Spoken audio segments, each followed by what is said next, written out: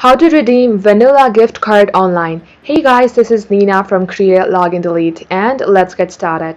Open up any of your web browser on your PC and at the top search bar type in vanillagift.com. Once you see this homepage, click on to sign in. At this page, enter your email address and password and click on sign in. If you don't have an account, then click on create account and create your vanilla gift card account. And once you are logged into your account, scroll all the way below and go to check balance. At this page, enter your vanilla gift card, which is 16-digit long, your expiration date and your CVV. Once you have done that, click on continue.